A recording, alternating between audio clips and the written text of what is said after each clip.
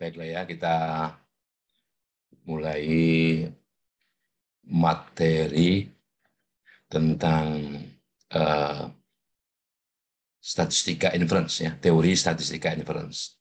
Saya share dulu materinya. Oke. Kita sudah bahas dua estimator. Yang pertama, estimator yang diperoleh dengan menggunakan metode momen. Dan yang kedua, estimator yang diperoleh dengan metode maksimum likelihood. Ya. Dan yang ketiga, ini yang kita sebut dengan M-estimator. Nah, tipe estimator ini dikenalkan oleh Huber tahun 64 yang tujuannya untuk mereduksi pengaruh pencilan ya, dalam estimasi suatu parameter, atau dengan kata lain ini untuk membangun estimator yang sifatnya robust atau tegar ya. Jadi M-estimator ini merupakan jawaban dari persamaan yang berkaitan dengan masalah minimisasi. Ya, minimisasi. Untuk lebih sederhananya, kita mulai dengan mempertimbangkan parameter-parameter yang satu dimensi, ya, satu dimensi dulu, one dimensional parameters. Misalnya kita punya rata-rata, ya, rata-rata dari suatu contoh acak yang bebas stokastik identik. Dari datanya kan X1, X2 sampai Xn. Nah, nah ini meminimumkan kuadrat ya dari perbedaan xi dikurang theta. Theta ini parameternya kan. Jadi xi dikurang theta dikuadratkan, dijumlahkan untuk semua sampelnya. Nah, kita ingin mencari minimumnya, theta yang meminimumkan ini. Ya. Nah, jadi X bar ini merupakan jawaban dari permasalahan bahwa jumlah dari xi dikurang theta itu sama dengan 0, ya. Nah, sedangkan median itu estimator yang sifatnya robust bila ada outlier atau pencilan yang meminimumkan perbedaan atau deviasi absolut. Ya. Jadi bentuknya lain. Kalau ini kuadratik, ini absolut. Jadi arc mean dari jumlah absolut ini, ya. Dan X median ini, ya, artinya median sampel itu merupakan jawaban dari persamaan ini yang membuat sama dengan 0. Ya. Jadi bahwa nilai harga mutlak ini kan bahwa xi dikurang theta itu artinya harga mutlak ya sama dengan xi dikurang theta apabila xi dikurang theta itu lebih besar atau sama dengan 0. Sama dengan minus dari xi dikurang theta kalau xi dikurang theta itu lebih kecil dari 0. Ya. Jadi kalau misalnya seperti itu kita bisa pisahkan, ini bisa pisahkan. Jadi untuk xi dikurang theta yang positifnya, untuk xi dikurang theta yang positif itu notasinya xi dikurang theta. Nah, tadi harga mutlak xi dikurang theta. Nah, ini untuk apa? Untuk xi dikurang theta yang nilainya positif. Sedang yang negatif dari ini. Jadi kalau ini harga mutlaknya dibuka, itu berada pada posisi kalau xi dikurang theta itu negatif atau diantara minta hingga sampai 0. Nah, jadi sehingga jumlah semuanya itu sama dengan 0. Nah, jadi X median itu jawaban dari semua ini. Nah, dari semua ini. Nah, maksimum likelihood estimator dalam model parametrik itu digunakan memang untuk dia minimizer. Minimizer itu sesuatu yang digunakan untuk meminimisasi ya dari negatif log likelihood function. Jadi ini. minus log likelihood. Ya. Jadi negatif log likelihood function. Jadi theta atau PMLE, theta atau PMLE itu merupakan minimizer ya. Jadi peminimum, gimana bahasa yang tepatnya, peminimum dari negatif log likelihood function. Ya, ini. Dan dalam kasus bahwa likelihood function itu diferensiabel, maka itu merupakan jawaban dari turunan log likelihood terhadap theta jumlahkan sama dengan 0. Ya. Oke. Nah, tiga gambaran itu kita menuju ke sebuah definisi M-estimator. Jadi suatu contoh X1 sampai Xn dari perubahan acak yang bebas stokastik identik, ya. Estimator M yang bisa dituliskan dengan gamma topi ini, ya, yang berkaitan dengan suatu fungsi psi dengan daerah fungsi R. Ini apa namanya, Cartesian product ya, R gamma dan gamma. Ini gamma ini ruang contoh untuk parameter, ini untuk X-nya ya. Ini daerah fungsi, wilayah fungsinya adalah N di R, ya, bilangan real, didefinisikan sebagai jawaban dari, nah ini, jawaban dari jumlah fungsi psi xi gamma topi. Kalau ini kita jumlahkan dari I sama dengan 1 sampai N, maka ini harus sama dengan 0. Harus sama dengan 0. Dalam kasus khusus persamaan 49 itu berkaitan dengan masalah minimisasi. Minimisasi yaitu bentuknya seperti ini, bahwa gamma topi itu sama dengan admin jumlah ini zeta xi gamma, ya, zeta xi gamma i dari 1 sampai n. Nah, jadi jika zeta ini diferensiabel ya terhadap gamma, maka si x gamma ini proporsional, ya, ini proporsional karena c ini konstanta ya, proporsional dengan turunan zeta x gamma terhadap gamma.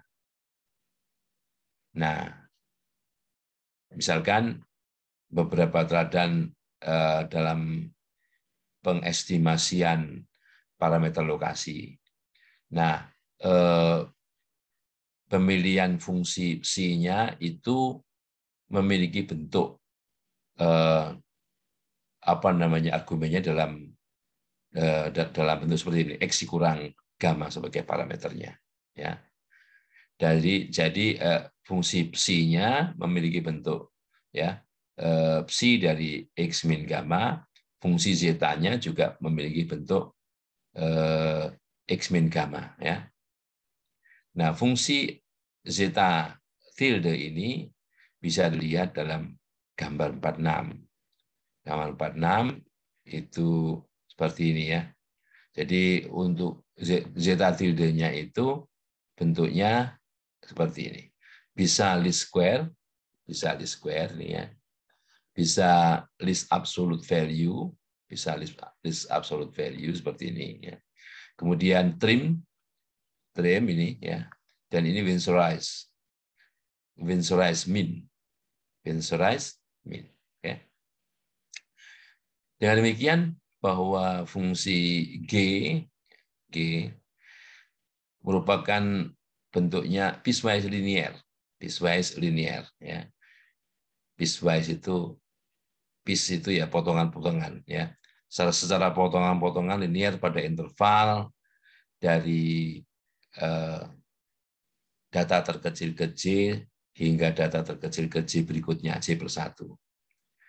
Nah, fungsi ini monoton decreasing ya. Monoton decreasing kan ini begini, ya, monoton decreasing ya. Ini juga monoton decreasing. Ya. Monoton decreasing itu tidak increasing. Ya. Dia bisa aja data dulu begini, monoton decreasing ya. Oke. Monoton decreasing untuk J yang lebih kecil dari N/2. Jadi kalau banyak datanya ini bagi 2, makanya sebelah kirinya monoton decreasing. Kemudian dia monoton increasing. Monoton increasing naik ya, naik di sebelah sisi sebelah kanan untuk J lebih besar dari N/2. Jadi untuk theta yang lebih kecil dari data terkecilnya, G monoton decreasing, dan theta yang lebih besar daripada data terbesarnya monoton increasing. Nah, karena G itu fungsi kontinu, ya, kita punya untuk N yang genap even ya, bahwa G itu monoton decreasing untuk ya daerah ini, jadi dari Menta hingga sampai data terkecil ke N/2 kalau genap. Ya. Oke, dari data terkecil N/2 ke data terkecil N/2+1 atau data berikutnya ini, dia datar, ya, konstan. Dan kemudian dia increasing, naik lagi. Dari data setelah lewat ini, dia naik, monoton increasing. Ya. Dengan demikian, fungsi ini memiliki minimum pada tiap titik pada interval ini, ya. Ya. Nah, untuk N yang ganjil, G ini monoton decreasing. Dari Menta hingga sampai titik tengahnya persis. Ya. Dan monoton increasing di interval ini, interval berikutnya. Ya. Jadi data ke N+1/2+1 sampai tak hingga. Atau untuk N yang ganjil, ada unique minimum, ada minimum terkecilnya. Minimum terkecilnya itu adalah data terkecil ke N+1/2. Ya. Untuk setiap N, ya, every point in the interval is a minimizer. Jadi kalau untuk untuk N bilangan genap, kalau N-nya genap, maka setiap titik pada interval ini itu meminimumkan. Jadi minimizer. Jadi setiap titiknya itu minimizer. Dengan demikian, bahwa theta topi tersebut merupakan median dari sampel itu. Ya. Oke. Jadi fungsi G itu bisa dilihat dalam figur dalam gambar 47 dalam teladan nanti 415 ya. Oke. Nah, tremin. Jadi salah satu yang diusulkan Huber untuk mengeliminasi pencilan itu adalah menggunakan fungsi zeta, fungsi zetanya ini. Jadi ya, Z kuadrat kalau Z itu harga mutlak Z itu lebih kecil sama dengan K. Ya. Sama dengan K kuadrat kalau harga mutlak Z lebih besar dari K. Ya. Gitu. Oke. Nah, ini seolah-olah kalau Z itu di sekitar titik pusat berjarak K, maka yang dipakai Z kuadrat. Tapi kalau di luar itu, maka yang dipakai K kuadrat. Ya. Dan K itu dipilih sedemikian rupa sehingga memenuhi kriteria tertentu. Dan fungsi psi-nya, jadi ada zeta, ada psi ya. Psi-nya itu adalah Z. Ya. Kalau harga mutlak Z itu lebih kecil sama dengan K. Dan sama dengan 0 kalau harga mutlak Z lebih besar dari K. Jadi kalau Z-nya di luar di antara min K sampai K. Untuk Winsor's mean, ini ya fungsi zetanya, adalah seperti ini. Jadi untuk harga mutlak Z lebih kecil sama dengan K, dia setengah Z kuadrat. Jadi setengahnya ini ya, setengahnya yang tremin. Nah, kemudian untuk di luar itu baru K kali harga mutlak Z dikurangi setengah K kuadrat. Ya. Nah, nilai estimasinya merupakan jawaban dari ini. jumlah C tilde XI dikurang theta sama dengan 0 ini. Padahal C tilde Z ini, kalau ini argumennya diganti Z, jadi Z-nya adalah XI min theta. Jadi kalau XI min theta lebih kecil dari min K, gitu ya. Kalau di sini XI min theta, harga mutlak XI min theta lebih kecil sama dengan K, gitu caranya. Ya. Jadi fungsi ini proporsional terhadap Z kuadrat untuk harga mutlak Z yang lebih kecil dari atau sama dengan K. Tetapi di luar interval ini, ya, this interval continuous, dia continue pada sebuah garis lurus, ya,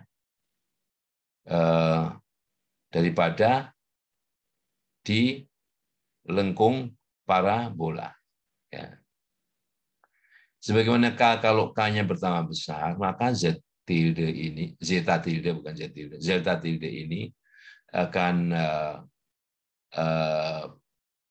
setuju atau mungkin bisa dikatakan menuju Z kuadrat per 2 ya, di kebanyakan ringnya. Ya. Pada kebanyakan ring itu ya wilayah fungsi. Ya. Sehingga estimator-estimator tersebut ya lebih dekat ke min-nya atau rata-ratanya. Ya.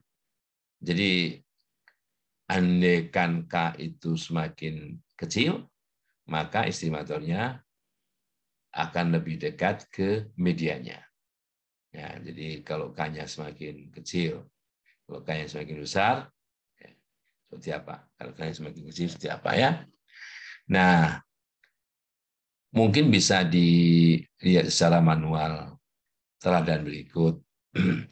Andaikan kita punya data nih 1,4, 1,7, 2, 1,5, 1,24, 0,9, 00, 1,3.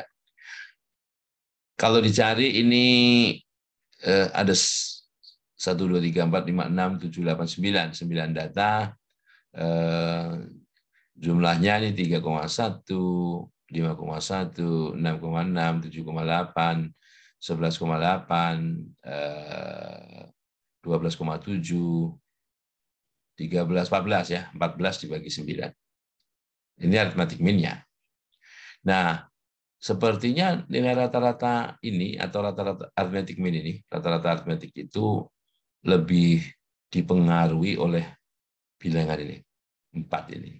Kalau kita lihat ini ada 0, bilangan terkecil berikutnya itu 0,9 ya kan. Kemudian 1,3, 1,2, 1,3, 1,4 ya. Sudah 5 data, 1,6, 1,5, 6 ya. Kemudian 7, 8, 9 ya. Jadi 1,5 itu pada posisi keberapa? Pada posisi ini 1, 2, 3, 4, 5. 5 dari 9 ya. Nah, ini lebih besar daripada 1,55.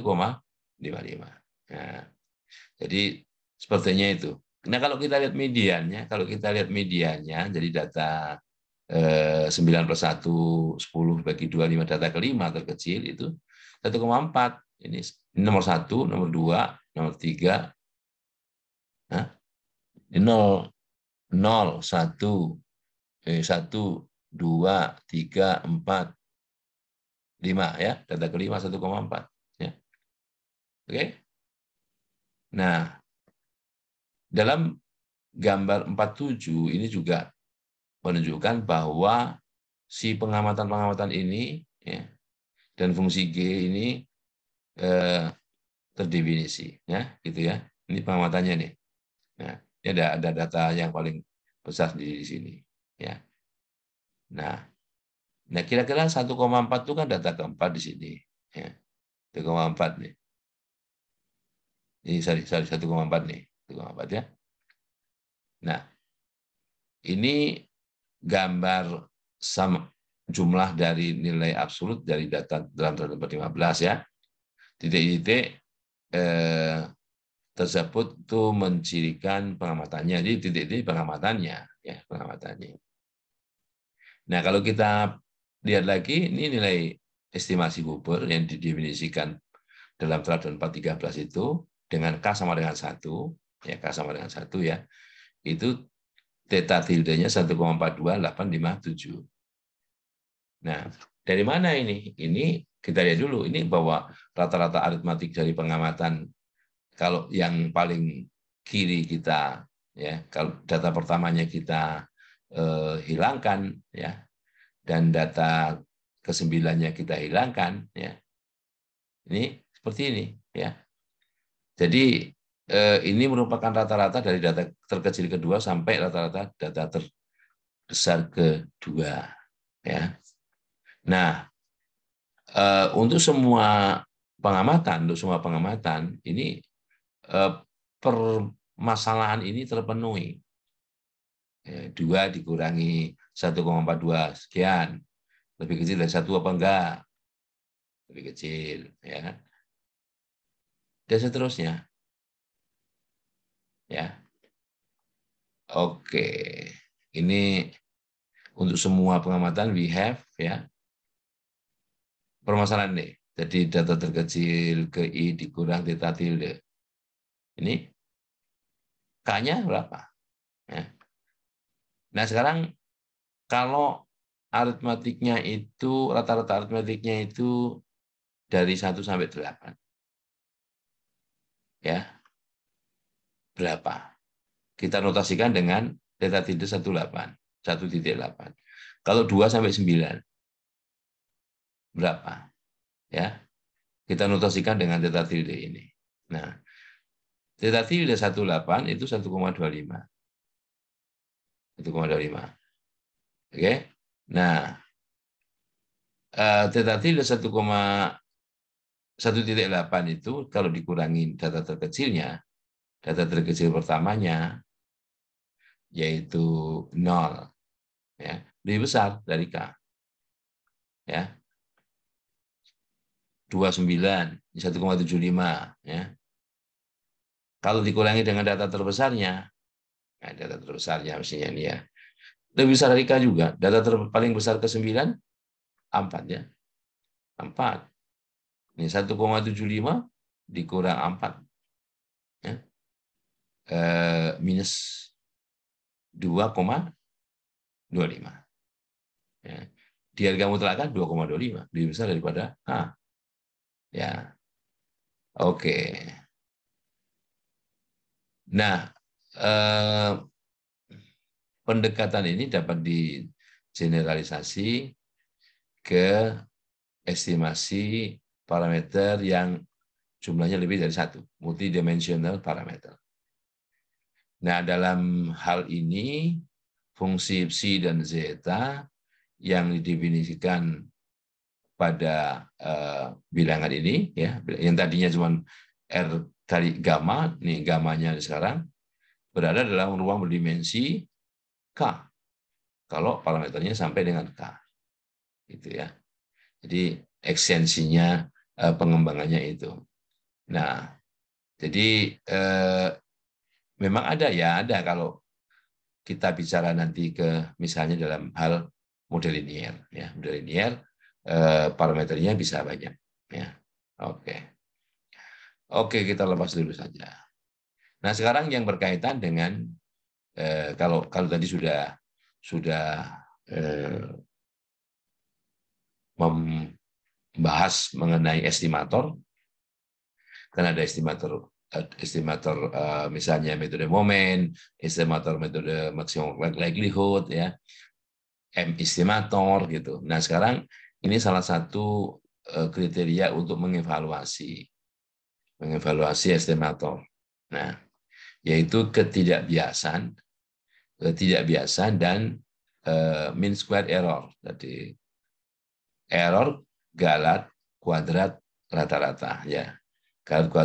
Kuadrat tengah galat lah. Jadi kuadrat tengah galat kita mendefinisikannya begitu. Jadi secara umum there is more than one estimator. Bisa aja lebih dari satu estimator dari suatu parameter yang menjadi perhatian kita. Sehingga kita perlu kriteria untuk membandingkan dari beberapa estimator yang berbeda tersebut. Ya. untuk mengawali pertimbangan itu adalah fakta bahwa seseorang atau kita harus membandingkan estimator-estimator tersebut daripada nilai estimatornya, nilai estimasinya. Ya. Aturan yang mengatakan bagaimana menurunkan estimasi atau nilai estimasi dari data ketimbang nilai estimasi tersebut. Ya. Perbedaan antara TX dikurang gamma, yaitu TX kan estimatornya, gamma yang diestimasi. Ya. Ini parameternya. Ini yang digunakan untuk mengestimasi parameter. Ini parameternya. Ya. Jadi perbedaan ini merupakan kesalahan. Ya, merupakan kesalahan atau error apabila kita menggunakan TX atau estimator ini untuk mengestimasi gamma. Kalau ada perbedaan kan gitu kan.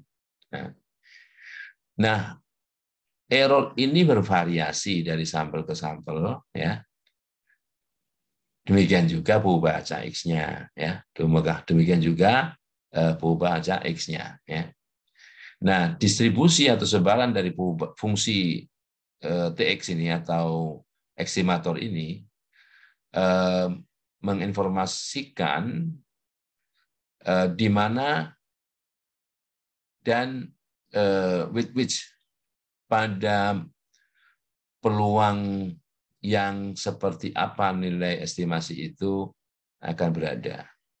Apabila kita menggunakan estimator T, ya. Semakin distribusi atau sebaran tersebut itu terkonsentrasi di sekitar nilai gamma atau nilai yang sesungguhnya, tentunya estimator tersebut semakin bagus, ya kan? Semakin bagus karena semakin dekat dengan ini, dengan yang diestimasi, ya. Oke. Yang paling banyak, ya konsep yang paling banyak digunakan untuk menggambarkan pendekatan ini adalah mean square error, kuadrat tengah galat. Ya. Nah, berikut kita asumsikan bahwa parameter gamma itu merupakan memiliki nilai bilangan real value, ya. Nilainya bilangan real. Atau dalam arti bahwa si gamma itu himpunan bagian atau subset dari bilangan real. Nah, ini definisi dari mean square error. Andaikan kita punya model statistik ya,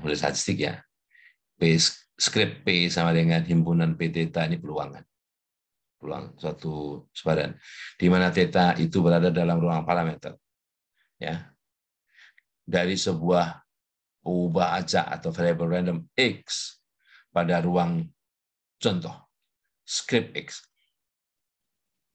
Oke, sekarang ada fungsi G yang memetakan ini daerah fungsinya adalah ruang parameter ke gamma ya, ini himpunan dari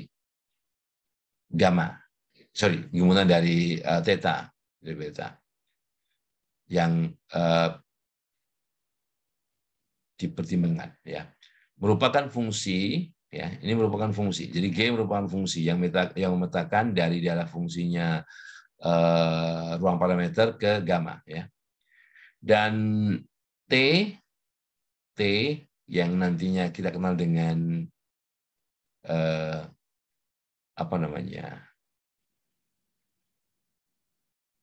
estimator ya, estimator yang memetakan dari ruang contoh script X ke gamma ya. Ini adalah estimator dari gamma. Dan gamma itu bisa saja merupakan fungsi dari G theta. Jadi theta itu Ini ya ruang parameter, ini juga ruang parameter ya, ruang parameter gamma. Jadi gamma besar adalah ruang parameter gamma. Jadi himpunan semua kemungkinan gamma kecil. Kalau theta besar nih himpunan semua kemungkinan theta kecil. Ya. Maka MSE mean square error dari T itu didefinisikan sebagai berikut. Ya, didefinisikan sebagai berikut.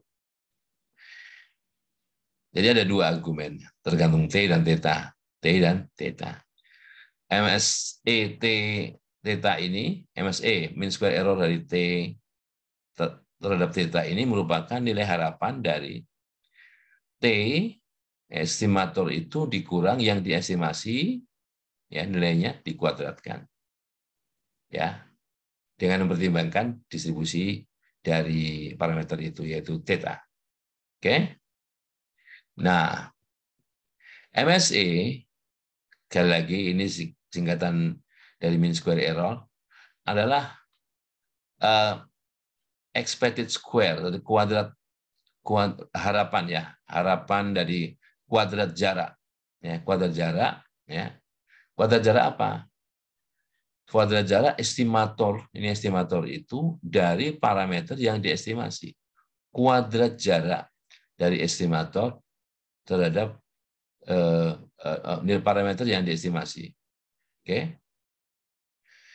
Dengan kata lain, estimator dengan nilai MSE yang kecil, ya, yang kecil dalam artian secara rata-rata terhadap nilai-nilai yang dekat dengan gamma, di mana average atau rata-rata itu diambil untuk keseluruhan semua kemungkinan sampel ya dari distribusi yang berkaitan dengan P theta itu.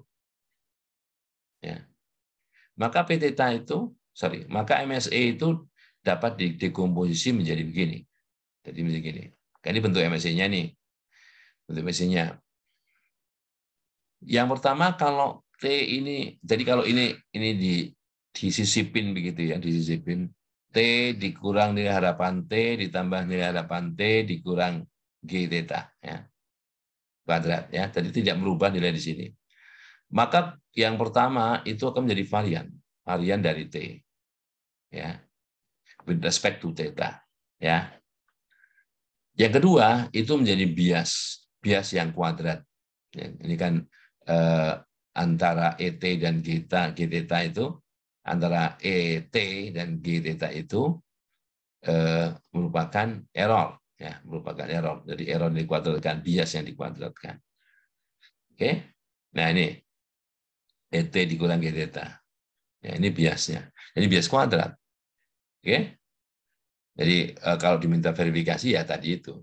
Jadi bahwa di sini dikurang dulu dengan ET ditambah ET kan nggak merubah nilai di sini dikurang G theta. Ya. Oke.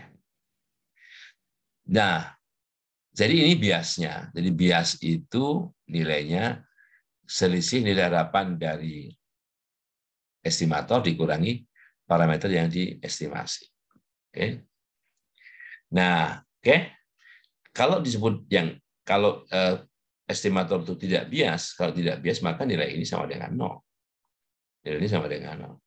Jadi suatu estimator T untuk gamma yang merupakan fungsi dari theta itu dikatakan tidak bias jika nilai bias theta ini sama dengan 0 untuk semua theta dalam ruang parameter theta besar. Oke. Apabila bias itu besar, ini berarti bahwa dalam jangka waktu yang lama rata-rata nilai T itu berada jauh dari G theta. Dan tentunya yang seperti ini itu tidak kita inginkan, tidak diinginkan. Nah, pemilihan dari estimator ini biasanya sering terkendala dengan kelas dari estimator-estimator yang tidak bias. Jadi ada yang bias, ada yang tidak bias. Ya. Yang bias kita lupakan, yang tidak bias itu bisa jadi estimatornya lebih dari satu.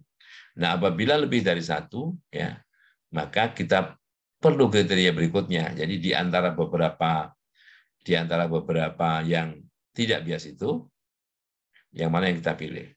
Ya, oke. Tetapi ada beberapa kasus, ya, ada beberapa kasus di mana bias yang kecil itu bisa jadi masih bisa diterima. Bisa jadi masih bisa diterima. Khususnya bias-bias yang konvergen ke nol apabila ukuran sampelnya semakin besar. Ya. Lebih jauh lagi, banyak atau terdapat beberapa kasus di mana estimator yang tidak bias, where no unbiased estimator exists, di mana estimator yang tidak bias itu tidak ada, ya. Tidak ada, ya. Bisa jadi yang khususnya yang kalau misalnya estimator yang biasanya tidak ada, ya, tak biasanya tidak ada, sorry, estimator tak biasanya tidak ada, maka bisa jadi kita menggunakan konsep-konsep seperti itu. Oke.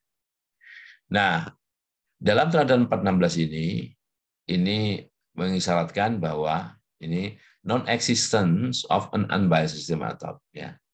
Non-existent itu tidak ada estimator yang tak bias. Misalnya, teladan seperti ini. Pendekan X merupakan buku baca dengan distribusi binomial n theta. N theta, ya. Theta ini parameter yang kita masing-masing. Tetapi yang diestimasi adalah bukan theta, tapi super theta. Kalau super theta ini cannot be estimated without bias. Tidak dapat diestimasi tanpa bias. Untuk membuktikannya, suatu estimator T itu yang digunakan untuk mengestimasi gamma yang seperti theta itu harus memenuhi seperti berikut. Nilai harapan T, ya, nilai harapan T. Itu sama dengan T pada fungsi itu, ya, TK, ya, kali fungsi kepekatan peluangnya. Nanti fungsi kepekatan peluang dari binomial. Binomial N theta adalah Kn, ya, kombinasi Kn, kombinasi K dari N, pangkat D kali theta pangkat K, kali 1 min theta pangkat N min K. Nah, ini harus sama dengan super theta. Untuk theta, kita tahu theta adalah peluang yang nilainya di antara 0,1. Ya, nilainya di antara 0,1. Oke. Nah, kalau kita lihat, ya, consider the left hand side. Left hand side itu sisi sebelah kiri, sama dengan, ya, dari the last equation untuk theta menuju 0. Untuk theta menuju 0 ini kan tidak ini ya berapa nih? Tak hingga kan? Tak hingga. Theta menuju 0. Jadi kalau theta menuju 0, oke, theta 0, K-nya 0 saja. K0. Kalau K-nya 0 ini T0, ya, T0 kombinasi 0 dari N itu 1, apa namanya, ya. Kemudian theta pangkat 0 ini 1, ya. Jadi ini 1 kan. 1 min theta pangkat N min 0, N. Jadi ini yang pertama. Terus ditambahkan sisa berikutnya, ya, berikutnya. K sama dengan 1, K sama dengan 1 bentuknya sama persis. Nah, yang seperti ini, kalau theta itu menuju 0, ini menuju, oke, ini menuju 0, ya, ini menuju 0, ini menuju 1 min 0, 1, ya, ini menuju T0. Jadi untuk theta menuju 0, sisi sebelah kiri ini menuju T0, ya. Sementara untuk sebelah kanan ini limit seperti theta menuju 0, itu menuju tak hingga, ya, tak hingga.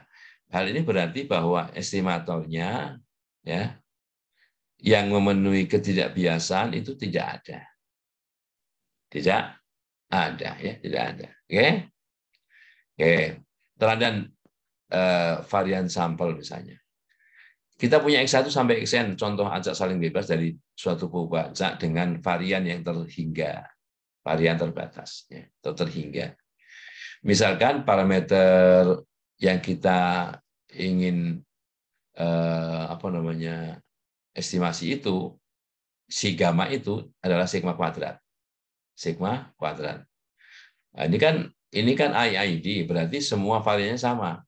Jadi sigma kuadrat itu bisa var 1, var 2, var 3, mau var berapa aja sama. Oke.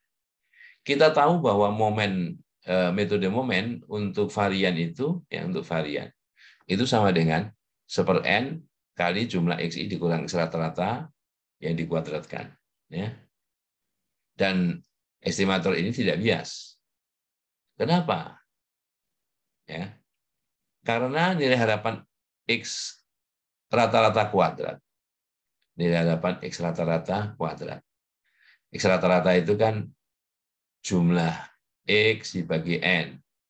Nah, kalau 1. Kalau 2, ya jumlah X bagi N kali jumlah X bagi N. Ya kan? Jadi yang pertama ini jumlah XI dibagi N, rata-rata kan. Yang kedua jumlah XJ dibagi N. J dari, baik I maupun J dari 1 sampai N. Sama kan? Nah, kemudian karena N ini bukan buku baca, yang buku baca adalah X-nya, N-nya keluar. Sekarang kita punya permasalahan yaitu nilai harapan XI, XC. XI, XC. Nah, ini tidak bebas, oleh karenanya kita menggunakan konsep di sini. Jadi ini ada, kalau ini dikalikan kan ada antara, kalau indeks I dan indeks J-nya sama-sama 1, sama-sama 5, sama-sama 11 gitu kan. Dia jadi kuadrat. Dia jadi kuadrat, ya kan? Tetapi kalau enggak, nah kita tulisannya begini, untuk J yang tidak sama dengan I. Untuk J yang tidak sama dengan I di sini kita bisa mengalihkan nilai harapan XI kali nilai harapan XJ. Ya. Nah, ini yang kita kenal dengan M2. M2, jadi momen di sekitar titik pusat, momen sampel di sekitar titik pusat kedua, momen sampel kedua di sekitar titik pusat. Maaf ya. Sedang ini momen pertama, ini momen pertama. Ini baik ini momen pertama, ini juga momen pertama. Ya. Nah, ini ada 1/n kuadrat ya. Nah, perkalian ini kalau tidak ada restriksi J tidak sama dengan I, itu N kuadrat. Kan di sini ada N baris, N kolom ya, N baris, N kolom. Tetapi tidak pada diagonal. Sehingga perkalian ini itu ada sebanyak N kali N-1. Sehingga N-nya hilang 1, dan karena di bawah ini pangkat 2, jadi 1/n kali N-1, M1 kuadrat. Ini M1, ini M1. Ya. Kan momen pertama, ya momen contoh pertama di sekitar titik pusat. Ini momen contoh kedua di sekitar titik pusat ya. Jadi contohnya itu. Nah, dengan demikian ya, nilai harapan dari MMI ini ya, bisa ditunjukkan sama dengan ini ya. Ini kan baru untuk menghitung penjabaran dari ini ya.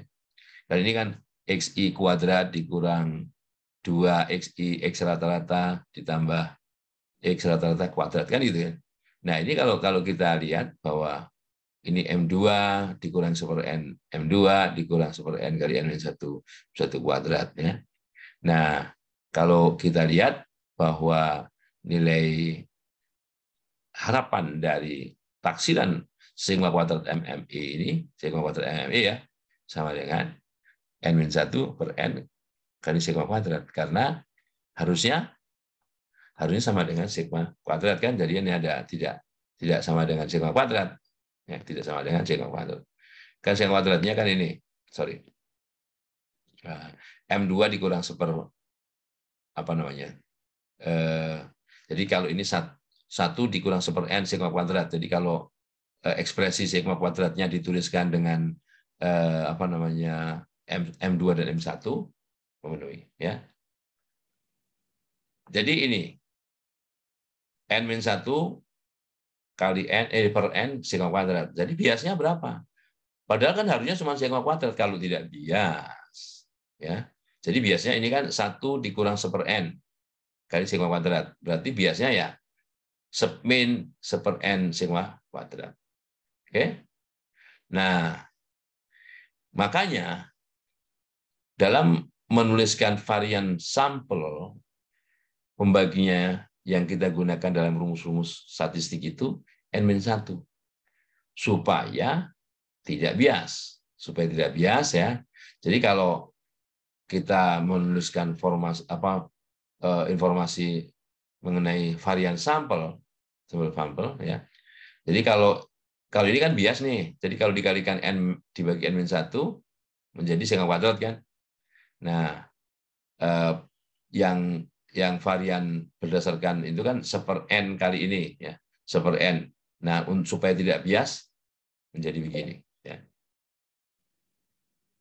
Menjadi begini ya. Kalau ini kan bias, ini bias ya. Makanya kalau dikalikan n per n-1 sebagaimana disarankan ini menjadi tidak bias. Oke? Oke. Nah, ini kalau kita tambahkan, andekan, ini tadi kan nggak ada distribusinya, nggak ada nama distribusinya kan, hanya ID baca aja. Sekarang kalau ditambahkan informasinya bahwa XI-nya itu berdistribusi normal, ya. X-nya berdistribusi normal, maka V-nya menjadi ini, ya, menjadi seperti ini kan, dan ini berdistribusi Chi kuadrat dengan derajat bebas N-1. Derajat bebas N-1. Ya. Agak panjang untuk menjelaskan derajat bebas N-1 itu ya. Ya. Oke. Ini karena ada sebanyak N baca ini ya, di mana sebetulnya ini ada satu kendala bahwa X rata-rata itu merupakan jumlah X bagi N, sehingga derajat bebas di sini sama dengan bukan N tapi N-1. Nah, kalau V ini berdistribusi Chi kuadrat dengan derajat bebas N-1, maka sifat dari distribusi Chi kuadrat itu adalah nilai harapannya sama dengan derajat bebasnya N-1, dan varian dari Chi kuadrat ini adalah 2 kali derajat bebasnya. Ya, 2 kali derajat bebasnya. Oleh karenanya, dengan menggunakan persamaan 10, kita dapatkan metode momen, penduga metode momen, dan juga metode MLE yang sama-sama ya. Ini MSE diganti MLE ya. Ini menjadi seperti ini. Ya. Oke, 2N dikurang 1 per N kuadrat sigma pangkat 4. Dan MSI-nya, mean square error-nya, dari varian sampel itu 2 per N-1 sigma pangkat 4. Oke, nah, tidak bias, ya, tidak bias, terus ditambah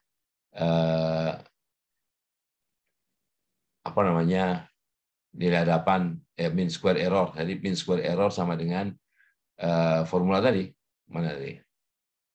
Mean square error sama dengan bias kuadrat tambah variannya. Variannya ya. Oke. Bias kuadrat tambah variannya. Kalau nggak bias, ini tidak bias ya 0. Ini variannya sama dengan MSI-nya sama dengan ini ya. Dengan demikian MSE dari S kuadrat theta ini lebih besar daripada MSI kalau kita menggunakan kuadrat tengah, penduga maksimum likelihood. Ya. Oke. Varian S kuadrat empiris ini tidak bias.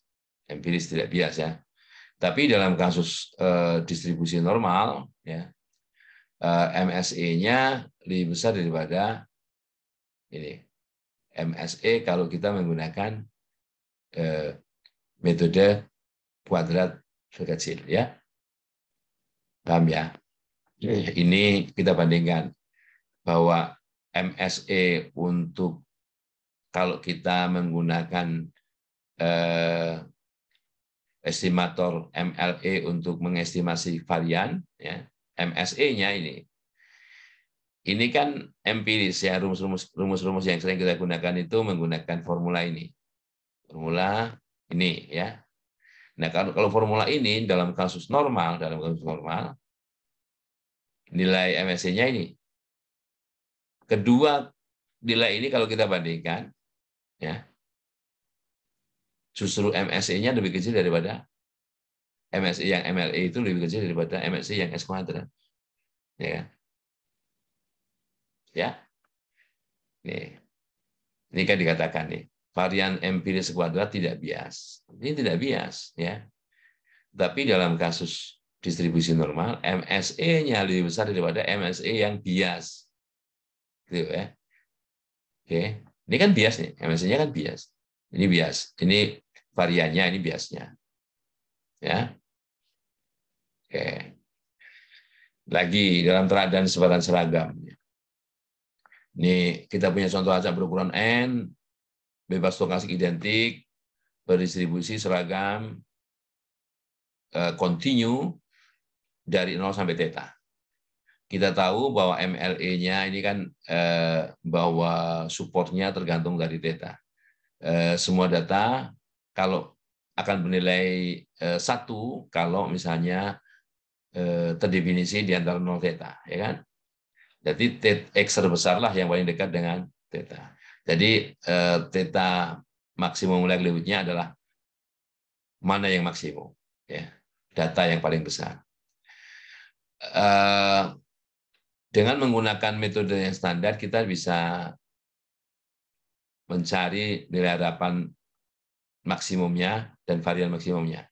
Nah, ini harus menggunakan fungsi distribusi dari statistik tataan.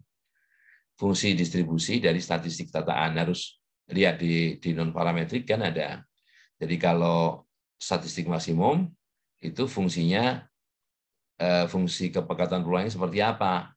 Dari fungsi kepekatan statistik maksimum itu kita bisa mendapatkan nilai harapan dari X maksimumnya, bisa mendapatkan varian dari X maksimumnya, gitu. Oke, nah dari sini kita lihat nilai harapan X maksimumnya bias enggak. Nah, padahal untuk mengestimasi yang diestimasi kan theta. Kalau nilai harapan maksimumnya kan bukan theta, tapi theta dikalikan sesuatu, jadi bias. Sehingga MSE maksimumnya sama dengan varian maksimumnya, varian X max. MSE X max untuk menduga theta ini sama dengan varian X max, ya, ditambah bias di kuadrat, sehingga nilainya sama dengan MSE-nya ini. Ya. MSE-nya ini ya. Jadi kalau kita lihat MSE dari bias corrected estimator supaya nggak bias, maka X max ini dikalikan N+1 per N. Jadi kalau ini dikalikan N+1 per N, ini dikalikan N+1 per N, ini jadi 1 kan, jadi theta. Jadi ini ya, ini itu tidak bias untuk menduga theta, ya, yang sama dengan X max tambah ini. Nah, sekali lagi, theta topi saja ini terhadap theta ini, ya, MSE-nya yang pertama karena sudah tidak bias, yang kedua variannya sekarang, variannya. Kalau X max punya varian ini, ya, X max kali sama punya varian ini, maka N+1 per N kali X max variannya ya ini dikalikan N+1 per N kuadrat. Jadi N+1 kuadratnya hilang, ya. Di bawahnya ada N kuadrat. Jadi di sini ada theta kuadrat N+2, sorry. Sehingga hubungan antara MSE mean square error dari theta topi MLE itu dengan yang ini, bahwa ini lebih besar, ini jadi sekarang jadi lebih kecil, ya. Jadi cara bandingannya bisa dengan menggunakan mean square error, ya. Oke.